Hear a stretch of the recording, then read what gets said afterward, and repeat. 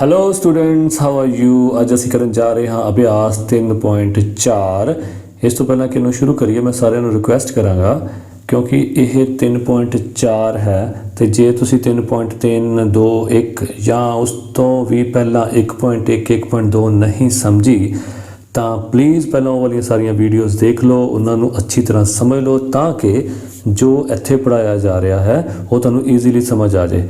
उसका कारण यही है क्योंकि ये गुणनखंड बनते हैं तो इस वीडियो में असी गुणनखंड किद्दां बनाए जाते हैं शायद उन्नी अच्छे तरीके ना सिखा सकीए, जो कि असी टाइम ऑलरेडी पिछे 3.3 3.2 लगा चुके हैं। सो जी चीज़ नहीं समझ आई यदा मतलब है कि सानू पिछलियां एक्सरसाइज देख लेनिया चाहिए। चलो जी हुण आपां अभ्यास 3.4 शुरू करते हैं। हेठ लिखिया संख्यावां दा महत्तम समापवर्तक यानी HCF अपाज गुणनखंड विधि नाल पता करो। अपाज गुणनखंड यानी प्राइम फैक्टर्स वो वाले गुणनखंड जिहड़े असीं पिछली एक्सरसाइज सीखे सी। सो ये भी आपां ही बना देने 30 ते 42 के अपाज गुणनखंड किस तरह बनावांगे। 30 के की बनणगे, 30 नूं रखो विच ते आपां किस तरह कीता सी कि बसां चलावांगे, 2 वाली बस, 3 वाली बस, 5 बजे वाली बस, 7 बजे वाली बस। ठीक है। सो सब तो पहला आप देखा कि मगर 0 है, सो 2 बजे वाली बस चला दें ताकि बंदे बह जान। 3 बिठाया विच, 2 बजे वाली बस चली पर 15 फिर रह गए पिछे। ठीक, 15 दूना 30 होंगे ना। सो हुण ये पिछे 2 4 6 8 0 नहीं है, सो ये 2 बजे वाली बस से नहीं बैठेगा। हुण 3 बजे वाली बस से देखते हैं बैठेगा कि नहीं। 3 बजे वाली बस से वो बैठेगा जिहदे अंकां का जोड़ 3 के पहाड़े च आंदा होवे। 5 ते 1 6 6 का 3 के पहाड़े च आंदा। सो ये 3 वाली बस आप चला दें ताकि 3 5 15 हुण 5 बजे वाली बस चलूगी 5 एकम 5। सो ये फैक्टर किहड़े बन गए, गुणनखंड बन गए 2 3 ते 5। ठीक है। सो इत्थे तुसीं लिख सकते हो 30 दे अपाज गुणनखंड 2 गुणा 3 गुणा 5। नैक्सट 42 के बनाने से इस तरह ही तुसीं बसां फिर चला दो, पिछे 2 है, 2 बजे वाली बस चला दो, 2 दूनी 4 2 एकम 2 यानी 21 दून 42। हुण 1 आ गया, 2 ते 3 ਇਹਦਾ मतलब है 3 ਦੇ ਪਹਾੜੇ ਤੇ जाएगा। सो 3 7 21। ठीक। सो ये गुणनखंड बन गए अपाज गुणनखंड 2 3 6 6 7 42। सो इन्हां दा आपां करना की सी कि हेठ लिखिया संख्यावां दा महत्तव समापवर्तक यानी सब तो वड्डा फैक्टर, सब तो वड्डा गुणनखंड आपां करना है जो कि कॉमन होवे आपां कर लेने हैं। ठीक है। हाईएस्ट। सो 2 ਇਹਦੇ 'ਚ कॉमन है, ਇਹਦੇ 'ਚ कॉमन है। सो आप एक 2 ले लिया। ठीक है। 3 दोनों च कॉमन है, एक आप 3 ले लिया, दोनों ने गुणा की 6 आ गया। सो इत्थे महत्तम समापवर्तक का कॉन्सैप्ट समझना बहुत जरूरी है। मीनस हाईएस्ट कॉमन फैक्टर भी दोनों के विचों सब तो वड्डा कॉमन गुणनखंड किहड़ा निकलेगा। ठीक है। सो ये आप इहदे चों कढना है। मीनस वो वाला अंक जिस तो बाद कोई भी ऐसा अंक ना होवे जिहदे पहाड़े विच ये दोनों आंदे होण। ठीक है। सो 6 तो बाद इहो जिहा कोई भी अंक तुहानूं नहीं मिलेगा जिहदे पहाड़े विच 30 भी आंदा होवे ते 42 भी आंदा होवे। सो इहनूं कहंदे ने हाईएस्ट कॉमन फैक्टर यानी महत्तम समापवर्तक। ओके। सो दूसरा की है 135 ते 225। इत्थे मैं एक गल होर क्लीयर करना चाहना, जिहड़ा मैथ मेरे कोल है, मैं ऑनलाइन मैथ चक रहा हाँ, उत्थे कई बार मैं देख रहा हाँ कि कुछ रकमां गलत हैं जो कि साडे मैथ विच जिहड़ा हुण प्रिंट हो के आया उस ठीक कर दित्तियां गईयां हैं। सो जे तुहानूं लगे कि सर ने कोई रकम गलत उतारी है पर तुसी उस रकम नूं फॉलो नहीं करना, तुसी उस तरीके नूं फॉलो करना। उत्थे रकम तुसी अपनी लगा के तुसी ओनू ठीक कर सकते हो। ओके। वैसे तो मैं सारा बहुत चंगे तरीके नाल चैक कर रहा पर फिर भी जे कोई गलती रह जाए रकम की तो तुसी उस तरीके नूं फॉलो करके रकम अपने आप उत्थे ठीक लिख के उसका आंसर ठीक कढ़ सकते हो। चलो आप हुण सैकेंड देखते हैं 135 ते 225। सो उस तरह ही करो, 135 नूं रखिया विच, पिछे 5 है ना, 2 वाली बस तो चलेगी नहीं, जोड़ कर लेने 5 3 8 तक 9 अंकों का जोड़ 9 है। 3 बजे वाली बस चलाओ। ठीक है। हुण मैं ये सारी डिटेल नहीं समझावांगा क्योंकि ये सारा कुछ असी पिछलियां एक्सरसाइज कर चुके हुए हैं। इस करके जे मैं इत्थे भी दोबारा समझाने लग गया तो फिर ये एक्सरसाइज बहुत लंबी हो जानी। सो आप फटाफट प्राइम फैक्टर्स यानी अपाज गुणनखंड बना लेने 45 तिया 135, 15 तिया 45, 5 तिये 15 ते 5 एकम 5। ठीक है। सो ये फैक्टर बन गए। आप इत्थे लिख लांगे 225 दे यानी 75 तिया 225, 25 तिया 75, ਪੰਜੂ 5 ਆ 25 ਤੇ 5 एकम 5 ਸੋ 225 ਦੇ ਅਪਾਜ ਗੁਣਨਖੰਡ ਇੱਥੇ ਲਿਖ ਲਾਂਗੇ। ਕਾਮਨ ਆਪਾਂ ਕੱਢ ਲੈਂਦੇ ਹਾਂ 3 ਨਿਕਲ ਆਇਆ ਫਿਰ 3 ਦੋਨਾਂ 'ਚ ਹੈਗਾ ਹੁਣ 5 ਹੈਗਾ ਦੋਨਾਂ ਵਿੱਚ ਠੀਕ ਹੈ। ਆ 3 ਤੇ 5 ਇਹ ਕਾਮਨ ਨਹੀਂ ਹੈ ਸੋ 3 ਨਿਕਲ ਆਇਆ 3 ਤੇ 5 3 ਥੀ 9 5 45 ਸੋ 45 ਇਹੋ ਜਿਹਾ ਅੰਕ ਹੈ ਜਿਸ ਤੋਂ ਬਾਅਦ ਕੋਈ ਵੀ ਇਹੋ ਜਿਹਾ ਅੰਕ ਨਹੀਂ ਆਏਗਾ ਜਿਹਦੇ ਪਹਾੜੇ ਵਿੱਚ 135 ਵੀ ਆਂਦਾ ਹੋਵੇ ਤੇ 225 ਵੀ ਆਂਦਾ ਹੋਵੇ। ਸੋ ਇਹ ਸਾਡਾ ਹਾਈਐਸਟ ਕਾਮਨ ਫੈਕਟਰ यानी महत्तम समापवर्तक निकल आया। नैक्सट है 180 192 180 का भी इसे तरह कर लो 90 दूना 180 फिर 2 वाली बस चलाई 45 दूना 90 हुण 3 वाली 15 30 45 पंजू 30 15 5 एकम 500 ये फैक्टर इस तरह बन गए। अपाज गुणनखंड फिर 192 दे बना लो 96 दूना 192 फिर 2 वाली बस चला ली 2 48 96 फिर 2 वाली 2 24 2 12 2 6 यानी ये पहाड़े गिने जा रहे ठीक है। 2 6 12 शुरू तो भी 2 96 192 ठीक है। इन्ना लंबा चौड़ा पहाड़ा लाने की लोड़ नहीं तुम इदा भी कर सकते 2 9 18 एक बच गया 12 रह गए 2 6 12 इदा भी कर सकते हो। ओके जी सो 2 6 12 2 30 6 3 एकम 3 सो ये फैक्टर बन गए। मैं बार बार कहांगा कि मैं इत्थे फास्ट कर रहा जे तुहानूं नहीं समझ आ रहा प्लीज़ 3.3 3.2 जरूर देख के इत्थे आओ। ओके सो हुण असी 180 के पाज गुणनखंड इत्थे लिख लेने की सी 2 गुणा 2 गुणा 3 गुणा 3 गुणा 5 192 दे भी लिख लो 2 गुणा 2 गुणा 2 गुणा 2 गुणा 2 गुणा 2 गुणा 3 ठीक है। सो कॉमन की निकलिया 2 2 ते आ 3 ठीक है। 2 दूनी 4 थी 12 यह कॉमन निकल आया। सो यह महत्तम समापवर्तक हो गया 192 ते 180 का ठीक। नैक्सट फोर्थ 49 91 ਅਤੇ 175 सो इन्हों भी तुम उस तरह ही कढ़ लो। पहला 49 का देख लो 7 7 49 होर तो किसी पहाड़े च आएगा नहीं तो 7 एकम 7 49 के पाँच गुणनखंड हो गए 7 गुणा 7। नैक्सट की है 91 सो ये 7 के पहाड़े च आएगा 13 7 91 फिर 13 एकम 13। नैक्सट है 175 सो 5 के पहाड़े पर आएगा 35 5 175 5 7 35 तो 7 एकम 7। सो ये सारे दे जिहड़े अपाज गुणनखंड इत्थे लिख लो कोई कॉमन है तो नीचे। सो 7 7 7 7 ही है जिहड़ा तिन्नां च कॉमन है। सो 49 91 175 का महत्तम समापवर्तक हो गया 7 ये साडा आंसर आ गया।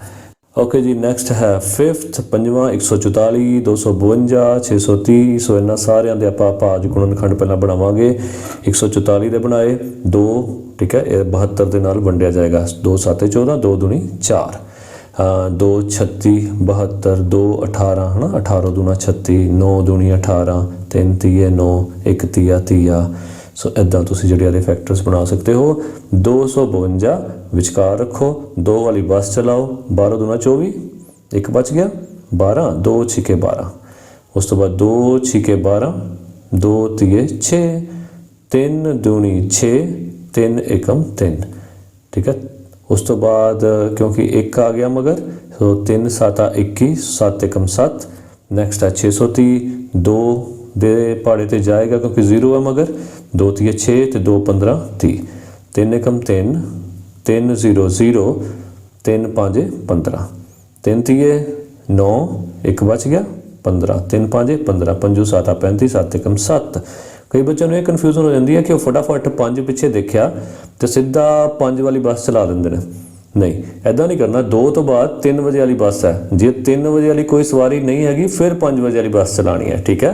किद्दां पता चलेगा 3 बजे वाली सवारी कोई नहीं है इन्हां अंकां दा जोड़ करके 5 ते 1 6 ते 3 9 हुण 9 तां 3 दे पहाड़े च आंदा इहदा मतलब है सारी रकम 3 दे पहाड़े च आएगी। इस तरह देखो 5 ते 1 6 6 3 दे पहाड़े च आंदा इसका मतलब है सारी रकम 3 दे पहाड़े च आएगी। सो 3 वाली बस चलानी पैनी पहला जे हुण नहीं चलाओगे फिर 5 बजे तो बाद चलाओगे बड़ा लगेगा कि हाँ जी ये किद्दां हो गया जी 5 बजे तो बाद 3 किद्दां वज गए।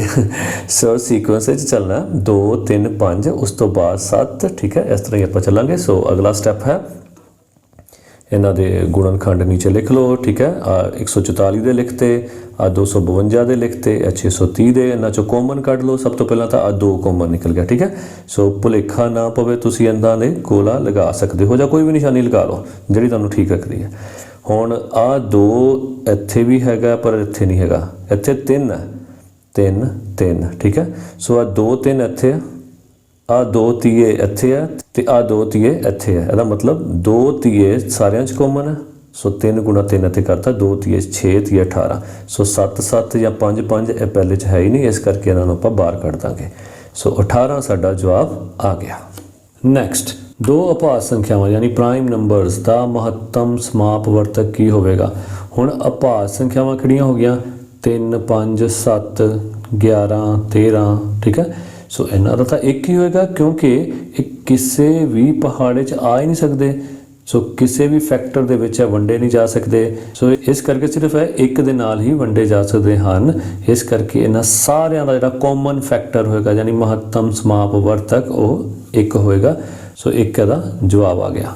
ਨੈਕਸਟ, ਫੋਰਥ, ਦੋ ਲਗਾਤਾਰ ਜਿਸਤ ਸੰਖਿਆਵਾਂ ਕੰਜ਼ੈਕਟਿਵ ਈਵਨ ਨੰਬਰਸ ਠੀਕ ਹੈ। ਕੰਜ਼ੈਕਟਿਵ ਯਾਨੀ ਲਗਾਤਾਰ ਜਿਸ ਸੰਖਿਆਵਾਂ ਦਾ ਮਹੱਤਮ ਸਮਾਪਵਰਤਕ ਕੀ ਹੋਏਗਾ। ਹੁਣ ਆਪਾਂ ਇੱਥੇ ਕਰਕੇ ਦੇਖ ਲੈਂਦੇ ਹਾਂ। ਜਿਸ ਸੰਖਿਆਵਾਂ 2 ਤੇ 4 ਜਾਂ 8 10 ਕੋਈ ਵੀ ਲੈ ਸਕਦੇ ਹੋ। ਜੇ ਆਪਾਂ 2 ਦੇ ਅਭਾਜ ਗੁਣਨਖੰਡ ਬਣਾਈਏ 2 ਗੁਣਾ 1, 4 ਦੇ ਬਣਾਈਏ 2 ਦੂਣੀ 4। ਸੋ ਮਹੱਤਮ ਸਮਾਪਵਰਤਕ ਕੀ ਆ ਗਿਆ 2 ਠੀਕ ਹੈ। ਦੋਨਾਂ ਦਾ ਜਿਹੜਾ 2 ਹੀ ਕਾਮਨ ਆਇਆ। ਸੋ ਇਹ 2 ਦਾ ਜਵਾਬ ਆ ਗਿਆ। 8 ਦੇ ਵੀ ਕਰ ਲਓ, 2 ਦੂਣੀ 4 ਦੂਣੀ 8 ਤੇ 10 ਦੇ 2 ਗੁਣਾ 5। ਸੋ ਇਹਨਾਂ ਦਾ ਵੀ 2 ਆਇਆ। ਸੋ ਆਪਾਂ ਇੱਥੇ ਲਿਖਾਂਗੇ ਕਿ 2 ਲਗਾਤਾਰ ਜਿਸਤ ਸੰਖਿਆਵਾਂ ਦਾ ਮਹੱਤਮ ਸਮਾਪਵਰਤਕ ਹਮੇਸ਼ਾ 2 ਹੀ ਆਏਗਾ। ਨੈਕਸਟ, ਪੰਜਵਾਂ, 2 ਲਗਾਤਾਰ ਪ੍ਰਾਕ੍ਰਿਤਿਕ ਸੰਖਿਆਵਾਂ ਕੰਜ਼ੈਕਟਿਵ ਨੈਚੁਰਲ ਨੰਬਰ ਦਾ ਮਹੱਤਮ ਸਮਾਪਵਰਤਕ ਕੀ ਹੋਏਗਾ। ਸੋ ਇਹਦਾ ਵੀ ਸੇਮ ਹੀ ਹੈ ਕਿਉਂਕਿ ਇਹਨਾਂ ਵਿੱਚ ਵੀ ਕੋਈ ਹੋਰ ਕਾਮਨ ਫੈਕਟਰ ਨਹੀਂ ਹੋਏਗਾ। ਸੋ ਇਹ ਸਿਰਫ ਇੱਕ ਦੇ ਨਾਲ ਹੀ ਭਾਗ ਹੋਣਗੇ। ਇਸ ਕਰਕੇ ਇਹਨਾਂ ਦਾ ਵੀ ਕੀ ਆਏਗਾ, 2 ਲਗਾਤਾਰ ਪ੍ਰਾਕ੍ਰਿਤਿਕ ਸੰਖਿਆਵਾਂ ਦਾ ਮਹੱਤਮ ਸਮਾਪਵਰਤਕ ਹਮੇਸ਼ਾ ਇੱਕ ਹੀ ਹੋਵੇਗਾ। ਉਦਾਹਰਨ ਦੇ ਤੌਰ ਤੇ ਤੁਸੀਂ ਦੇਖ ਸਕਦੇ ਹੋ 5 ਅਤੇ 6 ਠੀਕ ਹੈ। ਕਿਸੇ ਪਹਾੜੇ ਵਿੱਚ ਦੋਨੋਂ ਨਹੀਂ ਆਣਗੇ। 7 ਅਤੇ 8 ਇਹ ਵੀ ਕਿਸੇ ਪਹਾੜੇ 'ਚ ਨਹੀਂ ਆਣਗੇ, ਸਿਰਫ ਇੱਕ ਦੇ ਪਹਾੜੇ 'ਚ ਹੀ ਆਣਗੇ ਠੀਕ ਹੈ। 1 7 7 1 8 8 ਕਿਉਂਕਿ ਡਿਫਰੈਂਸ ਹੀ ਦੋਨਾਂ 'ਚ ਇੱਕ ਦਾ ਹੋਏਗਾ। ਸੋ ਇਸ ਕਰਕੇ ਕਿਸੇ ਹੋਰ ਪਹਾੜੇ 'ਚ ਤਾਂ ਆ ਹੀ ਨਹੀਂ ਸਕਦੇ।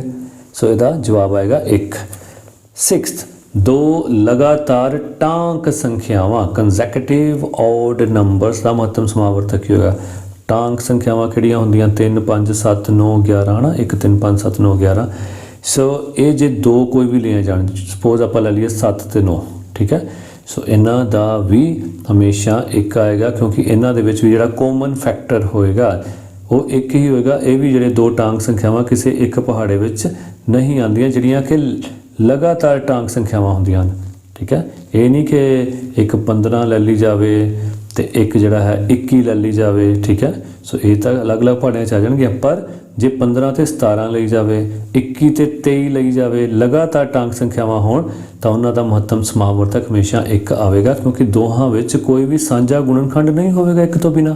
ਸੋ ਇਹਦਾ ਜਵਾਬ ਆ ਗਿਆ। ਨੈਕਸਟ, 7th, ਉਹ ਵੱਡੀ ਤੋਂ ਵੱਡੀ ਸੰਖਿਆ ਪਤਾ ਕਰੋ ਜਿਸ ਨਾਲ 245 ਅਤੇ 1029 ਨੂੰ ਭਾਗ ਦੇਣ ਤੇ ਹਰੇਕ ਹਾਲਤ ਵਿੱਚ 5 ਬਾਕੀ ਬਚੇ ਠੀਕ ਹੈ। ਸੋ ਵੱਡੀ ਤੋਂ ਵੱਡੀ ਸੰਖਿਆ ਜਿੱਥੇ ਵੀ ਇਹੋ ਜਿਹੀ ਕੋਈ ਆ ਜਾਵੇ ਨਾ ਕਿ ਵੱਡੀ ਤੋਂ ਵੱਡੀ ਸੰਖਿਆ ਪਤਾ ਕਰੋ, ਦਿਮਾਗ ਵਿੱਚ ਆ ਜਾਣਾ ਚਾਹੀਦਾ ਕਿ ਹਾਂ ਇਹ HCF ਵਾਲਾ ਯਾਨੀ ਮਹੱਤਮ ਸਮਾਪਵਰਤਕ ਵਾਲਾ ਸਵਾਲ ਆ ਗਿਆ ਹੈ।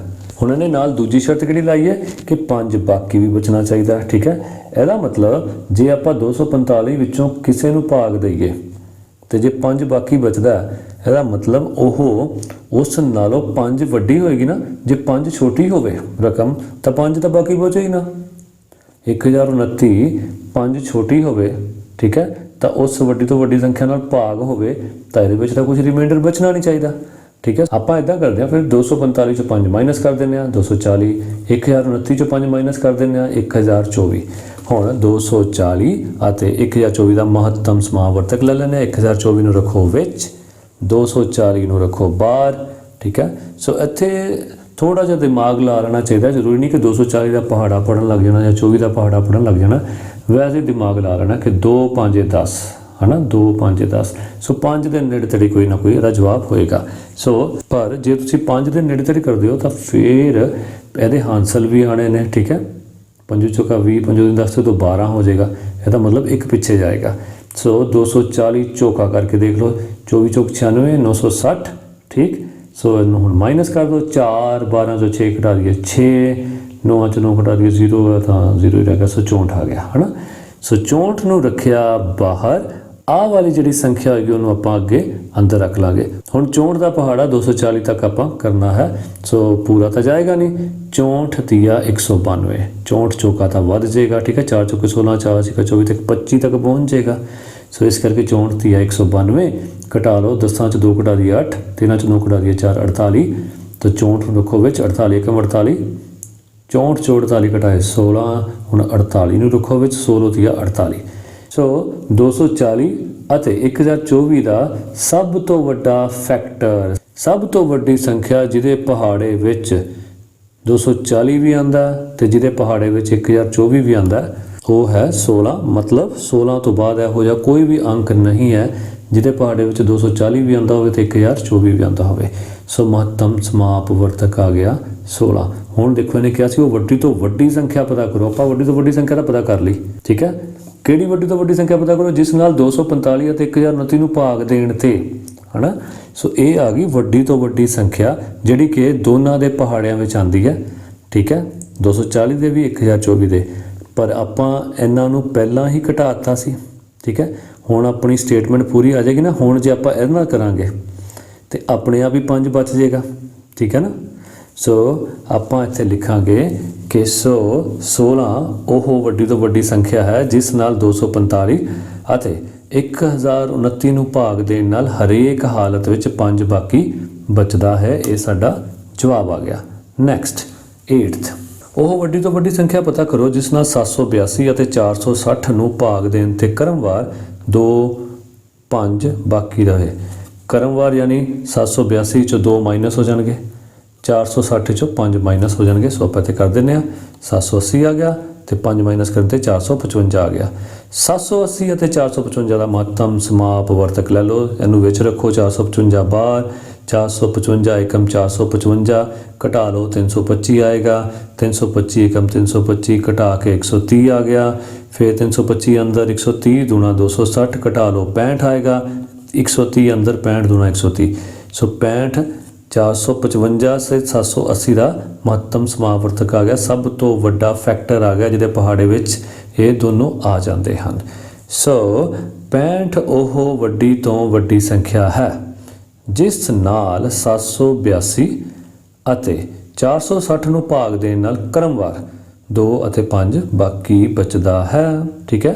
ਸੋ ਆਪਾਂ ਇੱਥੇ ਘਟਾਓ ਕਰ ਲਈ ਸੀ, ਘਟਾਓ ਕਰਨ ਨਾਲ ਤਾਂ 2 ਬਚੇਗਾ ਨਹੀਂ, ਇਹ ਤਾਂ ਪੂਰਾ ਪੂਰਾ ਵੰਡਿਆ ਜਾਏਗਾ, ਹੈ ਨਾ।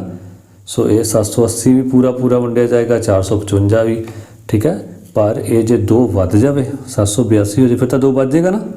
ਇਸੇ ਤਰ੍ਹਾਂ 460 455 ਦਾ ਪੂਰਾ ਪੂਰਾ ਵੰਡਿਆ ਜਾਂਦਾ, ਪਰ ਜੇ 5 ਵੱਧ ਜਾਵੇ ਯਾਨੀ 455 ਦਾ 60 ਹੋ ਜਾਏ ਫਿਰ ਤਾਂ ਆਪਣੇ ਆਪ 5 ਜਿਹੜਾ ਰਿਮਾਈਂਡਰ ਆ ਜਾਏਗਾ, ਹੈ ਨਾ, ਬਾਕੀ ਆ ਜਾਏਗਾ। ਸੋ ਇਸ ਕਰਕੇ ਆਪਾਂ ਇੱਥੇ ਘਟਾਏ ਸੀ ਤਾਂ ਕਿ ਆਪਾਂ ਇਸ ਤਰੀਕੇ ਨਾਲ ਇਹਨੂੰ ਹੱਲ ਕਰ ਸਕੀਏ। ਨੈਕਸਟ 9ਵਾਂ, ਉਹ ਵੱਡੀ ਤੋਂ ਵੱਡੀ ਸੰਖਿਆ ਪਤਾ ਕਰੋ ਜਿਸ ਨਾਲ 398 427 ਅਤੇ 500 ਨੂੰ ਭਾਗ ਦੇਣ ਤੇ ਕ੍ਰਮਵਾਰ 7 12 ਅਤੇ 13 ਬਾਕੀ ਬਚੇ। ਹਾਂਜੀ, ਤਾਂ ਇਹ ਉਹੀ ਸੰਖਿਆ ਹੈ ਜਿਹੜੀ ਕਿ ਮੇਰੇ ਵਾਲੇ ਮੈਥ ਵਿੱਚ ਗਲਤ ਹੈ, ਪਰ ਇਹ ਤੁਹਾਡੇ ਵਾਲੇ ਮੈਥ ਵਿੱਚ ਸ਼ਾਇਦ ਇਸ ਤਰ੍ਹਾਂ ਲਿਖੀ ਹੋਈ ਹੈ। ਸੋ ਮੈਂ ਅਜ਼ਿਊਮ ਕਰ ਰਿਹਾ, ਪਰ ਜੇ ਤੁਹਾਡੇ ਵਾਲੇ ਮੈਥ ਵਿੱਚ ਵੀ ਇੱਦਾਂ ਨਹੀਂ ਲਿਖੀ ਹੋਈ, ਠੀਕ ਹੈ, ਤਾਂ ਤੁਸੀਂ ਸਿਰਫ ਇਸ ਨੂੰ ਫੋਲੋ ਕਰਨਾ ਹੈ ਕਿ ਸਰ ਇਸ ਨੂੰ ਕਿਸ ਤਰ੍ਹਾਂ ਹੱਲ ਕਰ ਰਹੇ ਹਨ। ਤੁਸੀਂ ਵੀ ਉਸੇ ਤਰ੍ਹਾਂ ਹੱਲ ਕਰਨ ਦੀ ਕੋਸ਼ਿਸ਼ ਕਰਨੀ ਹੈ। ਮੈਂ ਇਸ ਰਕਮ ਨੂੰ ਲੈ ਕੇ ਇਹ ਸਵਾਲ ਹੱਲ ਕਰ ਦੇਣਾ। ਉਹ ਵੱਡੀ ਤੋਂ ਵੱਡੀ ਸੰਖਿਆ ਪਤਾ ਕਰੋ ਜਿਸ ਨਾਲ 398 437 ਅਤੇ 540 ਨੂੰ ਭਾਗ ਦੇਣ ਤੇ ਕ੍ਰਮਵਾਰ 7 12 13 ਬਾਕੀ ਬਚੇ। ਮੀਨਸ 398 ਨਾਲ ਜੇ ਭਾਗ ਹੋਵੇ ਤਾਂ 7 ਬਾਕੀ ਬਚੇ, 437 ਨਾਲ ਭਾਗ ਹੋਵੇ ਤਾਂ 12 ਬਾਕੀ ਬਚੇ ਤੇ 540 ਨਾਲ ਭਾਗ ਹੋਵੇ ਤਾਂ 13। ਸੋ ਆਪਾਂ ਪਹਿਲਾਂ ਹੀ ਇਹਨਾਂ ਨੂੰ ਘਟਾ ਲੈਂਦੇ ਹਾਂ, ਠੀਕ ਹੈ। 398 ਚੋਂ 7 ਘਟਾਤੇ 391, 437 ਚੋਂ ਘਟਾਤੇ 12 425, 540 ਚੋਂ ਘਟਾਤੇ 13 527। ਇਹਨਾਂ ਤਿੰਨਾਂ ਦਾ ਲੈ ਲਓ ਮਹੱਤਮ ਸਮਾਪਵਰਤਕ, ਠੀਕ। 425 ਰੱਖਿਆ ਵਿੱਚ, 391 ਬਾਹਰ, 391 ਏਕਮ 391 34 ਬਚ ਗਿਆ। ਸੋ 391 ਰੱਖੋ ਵਿੱਚ, 34 ਏਕਮ 34 5 ਏਕਾ ਨੀਚੇ ਲੈ ਆਓ, 34 ਏਕਮ 34। ਹੁਣ ਨੀਚੇ ਬਚ ਗਿਆ 17, 34 ਨੂੰ ਰੱਖੋ ਵਿੱਚ, 17 ਦੂਣਾ 34। ਸੋ 17 ਮਹੱਤਮ ਸਮਾਵਰਤਕ ਆ ਗਿਆ, ਦੋਨਾਂ ਦਾ ਸਭ ਤੋਂ ਵੱਡਾ ਫੈਕਟਰ ਆ ਗਿਆ, ਅਭਾਜ ਗੁਣਨਖੰਡ ਆ ਗਿਆ ਜਿਹਦੇ ਪਹਾੜੇ ਵਿੱਚ ਦੋਨੋਂ ਆਉਂਦੇ ਹਨ। ਨੈਕਸਟ, ਸੋ ਆਪਾਂ ਇੱਥੇ ਲਿਖਾਂਗੇ ਕਿ 17 ਉਹ ਵੱਡੀ ਤੋਂ ਵੱਡੀ ਸੰਖਿਆ ਹੈ ਜਿਸ ਨਾਲ 398 437 ਤੇ 540 ਨੂੰ ਭਾਗ ਦੇਣ ਤੇ ਕ੍ਰਮਵਾਰ 7 12 ਅਤੇ 13 ਬਾਕੀ ਬਚਦੇ ਹਨ। ਨੈਕਸਟ 10th ਦੋ ਵੱਖ-ਵੱਖ ਬਰਤਨਾਂ ਵਿੱਚ ਕ੍ਰਮਵਾਰ 529 ਲੀਟਰ ਅਤੇ 667 ਲੀਟਰ ਦੁੱਧ ਹੁੰਦਾ ਹੈ। ਉਸ ਬਰਤਨ ਦੀ ਅਧਿਕਤਮ ਸਮਰੱਥਾ ਪਤਾ ਕਰੋ ਜੋ ਇਹਨਾਂ ਦੋਵੇਂ ਬਰਤਨਾਂ ਦੇ ਦੁੱਧ ਨੂੰ ਪੂਰਾ ਮਾਪ ਸਕੇ। ਸੋ ਹੁਣ ਆਪਾਂ ਮਾਪਕ ਦੀ ਸਮਰੱਥਾ ਪਤਾ ਕਰਨੀ ਹੈ ਜਿਸ ਨਾਲ ਪੂਰਾ ਸਾਰਾ ਮਾਪਿਆ ਜਾ ਸਕੇ ਦੁੱਧ, ਯਾਨੀ ਅੱਧਾ ਲੀਟਰ ਵੀ ਨਾ ਬਚੇ। ਠੀਕ, ਜਦੋਂ ਉਹਦੇ ਵਿੱਚੋਂ ਦੁੱਧ ਮਾਪਣ ਲੱਗੇ ਤਾਂ ਉਸ ਮਾਪਕ ਦੇ ਨਾਲ ਦੋਨੋਂ ਬਰਾਬਰ ਮਾਪੇ ਜਾ ਸਕਣ। ਇਹਦਾ ਮਤਲਬ ਇਹ ਹੈ ਕਿ 529 ਲੀਟਰ ਵਿੱਚ ਵੀ ਅੱਧਾ ਲੀਟਰ ਵੀ ਦੁੱਧ ਨਹੀਂ ਬਚਣਾ ਚਾਹੀਦਾ, 667 ਲੀਟਰ ਵਿੱਚ ਵੀ ਕੋਈ ਕਿਸੇ ਤਰ੍ਹਾਂ ਦਾ ਦੁੱਧ ਨਹੀਂ ਬਚਣਾ ਚਾਹੀਦਾ। ਸਾਰਾ ਉਸ ਮਾਪਕ ਦੇ ਨਾਲ ਮਾਪਿਆ ਜਾਣਾ ਚਾਹੀਦਾ ਹੈ ਪੂਰਾ। ਚਲੋ ਆਪਾਂ ਸ਼ੁਰੂ ਕਰਦੇ ਹਾਂ। ਪਹਿਲੇ ਬਰਤਨ ਦੀ ਸਮਰੱਥਾ 529 ਲੀਟਰ ਲਿਖ ਲਓ। दूसरे बर्तन की समर्था 667 लीटर। ठीक है, लिख लिया। दोनों का महत्तम समावर्तक कर दो, यानी सब तो वड्डा कॉमन फैक्टर दोनों च किहड़ा है। ठीक है, सो आप देख लैंदे आ 667 रखिया विच 529 बाहर, 529 कम 529। ठीक है, अगों माइनस कर दो 138 रह गया, 529 आ गया विच 138 तिया 414। फिर घटा दो 115, 115 एकम 115। फिर घटा दो 23, 23 5 115। सो 23 सब तो वड्डा कॉमन फैक्टर महत्तम समावर्तक आ गया जो दोनों के पहाड़े विच आ जाएगा। सो जे दोनों के पहाड़े विच आ गया तो सब तो वड्डा है, ਇਹਦਾ मतलब पूरा वंडिया जाएगा है ना। सो कुछ भी दुध बाकी नहीं बचेगा। सो आप इत्थे लिखांगे सो उस बर्तन की अधिकतम समर्था 23 लीटर होवेगी जो दोवें बर्तनों के दुध नूं पूरा माप सकेगा। नैक्सट 11वां इत्थे 136 सेब, 170 अंब ਅਤੇ 255 संतरे ਹਨ। सो ये भी जी रकम है मेरे को 225 लिखी हुई सी। सो ये वाला तुसी नहीं देखना क्योंकि ये इत्थे गलत है। फिर मैं इन्हूं ठीक कर लिया 255। शायद तुहाडे मैथ 255 होएगी, पर जो भी होएगी तुसी इहनूं उस हिसाब नाल कर लेना है। 255 संतरे हैं। यह बक्से विच इस तरह पैक किए जाते हैं, हरेक बक्से विच फलों की गिनती बराबर भरे। हरेक बक्से विच फलों की संभव वड्डी तो वड्डी संख्या पता करो। जिथे वड्डी तो वड्डी आ जाए दिमाग च आ जाना चाहिए कि लो जी हुण महत्तम समावर्तक वाला सवाल आ गया। सो ये कहना चाहता है कि सेबां की गिनती इन्नी 170 अंब हैगे हैं तो 255 संतरे हैं। सो आपां डब्बियां 'च इस तरह पैक करने हैं कि सारे डब्बियां दे विच बराबर आ जाण। मीन जे 10-10 आने ने तां 10-10 वंडण तो बाद कोई बाकी ना बचे। ठीक है, हुण जे 10-10 का होया तो 13 डब्बियां 'च आ जाएगा, मगर तो 6 बच जाणगे। ये 17 डब्बियां 'च आ जाएगा, ये 25 डब्बियां 'च आ जाएगा, पर 5 बच जाणगे है ना। सो कोई बचना नहीं चाहिए। इहो जिहा आपां इक इन्हां 'च कॉमन एक अंक लभना है जिहड़ा सारियां तो वड्डा होवे। कि वड्डी तो वड्डी संख्या पता करनी है। सिंपल फार्मूला सब तो पहला गिनती लिख लो। सेबां की गिनती कितनी 136, अंबां की गिनती 170, संतरे की गिनती 225। तिन्हां दा महत्तम समापवर्तक कढ लो। सो सब तो पहला 136 तो 170 का आपां देख लेना। 170 नूं विच 136 बाहर, 136 एकम 136, 34 जे 136 विच रखो, 34 चौका 136, 34 आ गया कॉमन। हुण 255 नूं आपां रखिया अंदर ते 34 जिहड़ा उधरों महत्तम समावर्तक आया सी उहनूं आपां रखिया बाहर। 34 7 238, 17 बच गए, 34 रखो विच, 17 दूना 34। सो 17 ये महत्तम समावर्तक आ गया। मतलब सो हरेक बक्से विच फलां की गिनती 17 रहेगी। ठीक है, सो 17 की गिनती जे रहेगी तां ये सारे दे सारे डब्बियां विच पैक हो जाणगे। कोई भी जिहड़ा है फ्रूट बाहर नहीं रहेगा। ठीक है, 17 8 136, 17 दाया 170 ते 17 गुणा 15 255। सो इस तरह से ये गिनती पता कर ली। नैक्सट 12वां ਲੱਕੜ ਦੇ 3 ਟੁਕੜੇ 54 ਮੀਟਰ 36 ਮੀਟਰ ਅਤੇ 24 ਮੀਟਰ ਲੰਬੇ ਹਨ ਨੂੰ ਬਰਾਬਰ ਲੰਬਾਈ ਦੇ ਫੱਟਿਆਂ ਵਿੱਚ ਕੱਟਿਆ ਜਾਂ ਵੰਡਿਆ ਜਾਂਦਾ ਹੈ। ਹਰੇਕ ਫੱਟੇ ਮੀਨਸ ਤਖਤੇ ਦੀ ਵੱਡੀ ਤੋਂ ਵੱਡੀ ਸੰਭਵ ਲੰਬਾਈ ਪਤਾ ਕਰੋ। मीनस एक दुकानदार को एक 54 मीटर फट्टा आ गया, एक 36 मीटर फट्टा आ गया, एक 24 मीटर फट्टा आ गया। हुण इन्हें तिन्नां लंबाइयां विचों ठीक है बराबर लंबाई के फट्टे कटने हैं।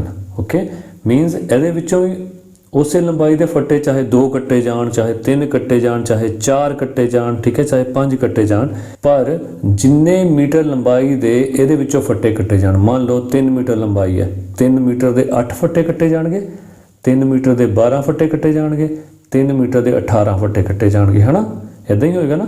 ਪਰ ਕੀ 3 ਹਾਈਐਸਟ ਕਾਮਨ ਫੈਕਟਰ ਹੈ, ਮਹੱਤਮ ਸਮਾਪਵਰਤਕ ਹੈ ਕਿ ਇਸ ਤੋਂ ਵੱਡਾ ਹੋਰ ਕੋਈ ਫੱਟਾ ਨਹੀਂ ਕੱਟਿਆ ਜਾਂਦਾ ਸੀ? ਸੋ ਆਪਾਂ ਇਹੀ ਦੇਖਾਂਗੇ। ਪਹਿਲੇ ਲੱਕੜ ਦੇ ਟੁਕੜੇ ਦੀ ਲੰਬਾਈ 54 ਮੀਟਰ, ਦੂਸਰੇ ਲੱਕੜ ਦੇ ਟੁਕੜੇ ਦੀ ਲੰਬਾਈ 36 ਮੀਟਰ, ਤੀਸਰੇ ਲੱਕੜ ਦੇ ਟੁਕੜੇ ਦੀ ਲੰਬਾਈ 24 ਮੀਟਰ, ਠੀਕ ਹੈ।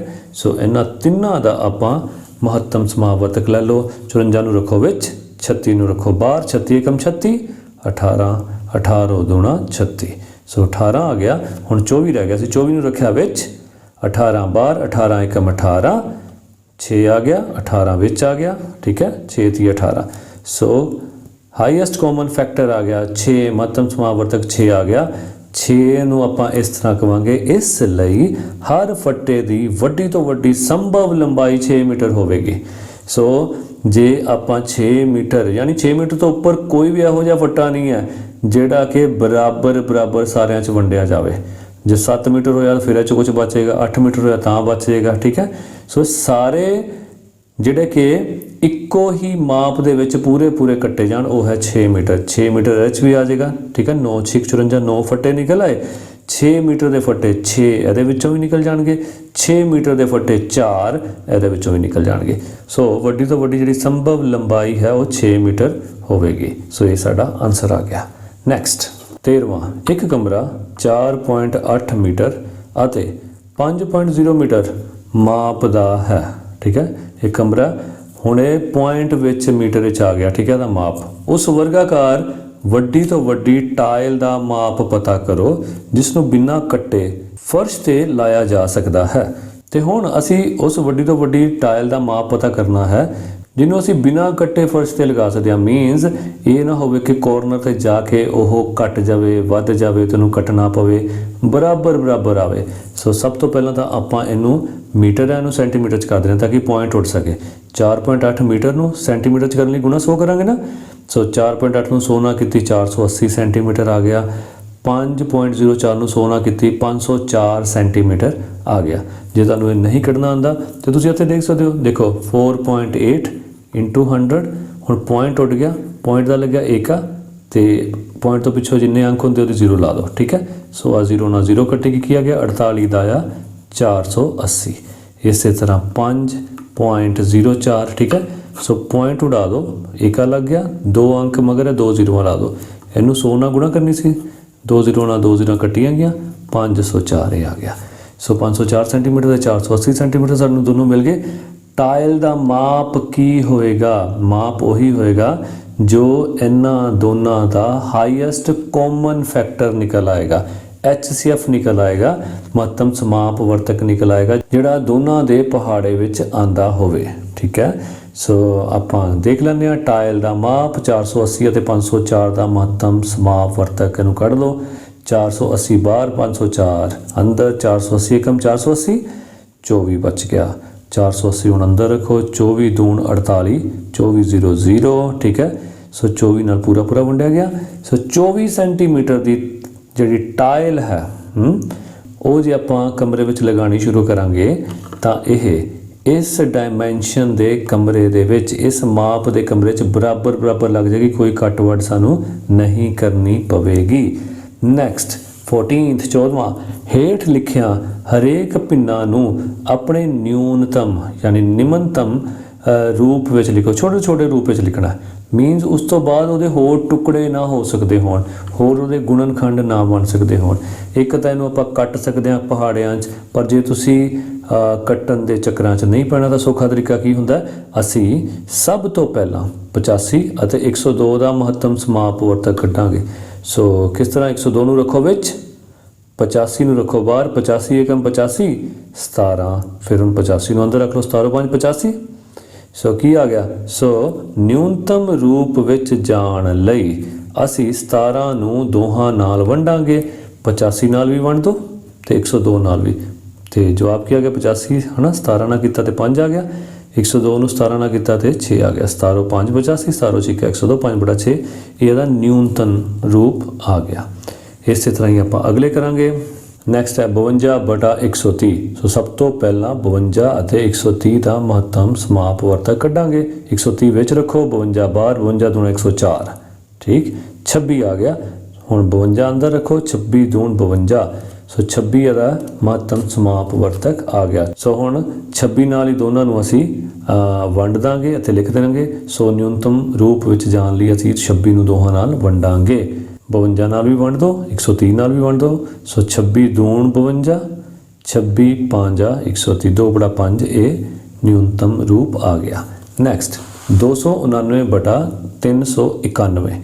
ਸਭ ਤੋਂ ਪਹਿਲਾਂ 299 ਅਤੇ 391 ਦਾ ਮਹੱਤਮ ਸਮਾਪਵਰਤਕ ਕੱਢਾਂਗੇ। 391 ਰੱਖਿਆ ਅੰਦਰ, 299 ਬਾਹਰ, 299 ਕਮ 299, 102 ਬਾਕੀ ਬਚ ਗਿਆ। ਹੁਣ 299 ਅੰਦਰ, 102 ਦੂਣਾ 204, 85 ਆ ਗਿਆ, 85 एकम 85, 17 ਬਚ ਗਿਆ, 17 5 85। ਸੋ ਨਿਊਨਤਮ ਰੂਪ ਵਿੱਚ ਜਾਣ ਲਈ ਅਸੀਂ 17 ਨੂੰ ਦੋਹਾਂ ਨਾਲ ਭਾਗ ਕਰਾਂਗੇ, ਠੀਕ ਹੈ। ਕਿਸ ਤਰ੍ਹਾਂ? 299 ਨਾਲ ਵੀ 17 ਨੂੰ ਭਾਗ ਕਰ ਦਿਓ, 391 ਨਾਲ ਵੀ ਭਾਗ ਕਰ ਦਿਓ। तो 17 17 है ना, यानी इनू भाग करन ते 17 आ जाएगा, इनू भाग करन ते 23 आ जाएगा। सो ये साडा जवाब आ गया न्यूनतम रूप का। सो ये सी साडी 3.4। होप तुहानू बड़े आराम नाल समझ आ गई होगी। जे आराम नाल नहीं भी समझ आई, चलो दोबारा रिपीट फिर सुनो। अज नहीं समझ आई, कल आ जाएगी, कल नहीं आई परसों आ जाएगी। 2 सवाल आ गए, कोई नहीं, 3 4 5 हौली हौली करके आ जाएंगे। पर तुसी हिम्मत नहीं हारनी, इनू बार बार इनू देखी जाना है। दूजिਆਂ ਨੂੰ ਸਮਝਾਉਣ ਦੀ ਵੀ ਕੋਸ਼ਿਸ਼ ਕਰੋ। ਜਦੋਂ ਅਸੀਂ ਦੂਜਿਆਂ ਨੂੰ ਸਮਝਾਉਣ ਲੱਗਦੇ ਹਾਂ ਤੇ ਜ਼ਿਆਦਾ ਦਿਮਾਗ ਲੱਗਦਾ, ਉਦੋਂ ਜ਼ਿਆਦਾ ਆਪਾਂ ਸੋਚਦੇ ਹਾਂ। ਸੋ ਤੁਸੀਂ ਦੂਜਿਆਂ ਨੂੰ ਵੀ ਸਮਝਾਓ, ਜਿੰਨੀ ਵੀ ਸਮਝ ਆਈ ਆਪਣੇ ਸਾਥੀਆਂ ਨੂੰ ਵੀ ਨਾਲ ਸਮਝਾਓ। ਵੱਧ ਤੋਂ ਵੱਧ ਵੀਡੀਓ ਸ਼ੇਅਰ ਕਰ ਦਿਓ, ਡਿਸਕਸ ਕਰੋ ਇਹੋ ਜਿਹੀਆਂ ਚੀਜ਼ਾਂ, ਠੀਕ ਹੈ। ਤੇ ਬਜਾਏ ਕਿ ਆਪਾਂ ਹੋਰ ਕਿਸੇ ਪਾਸੇ ਟਾਈਮ ਲਾਈਏ, ਚੰਗੇ ਪਾਸੇ ਟਾਈਮ ਲਾਓ। ਮੈਂ ਤੇ ਚਲਾਇਆ ਟਾਈਮ ਤਾਂ ਵੈਸੇ ਵੀ ਬਹੁਤ ਵਧੀਆ ਹੁੰਦਾ। So thank you very much. Channel ਨੂੰ ਇੰਨੀ ਵੱਧ ਮਾਤਰਾ 'ਚ ਸਬਸਕ੍ਰਾਈਬ ਕਰਨ ਲਈ, ਲਾਈਕ ਕਰਨ ਲਈ ਤੇ ਸ਼ੇਅਰ ਕਰਨ ਲਈ। ਮਿਲਦੇ ਹਾਂ ਅਗਲੀ ਵੀਡੀਓ ਵਿੱਚ। Thank you so much.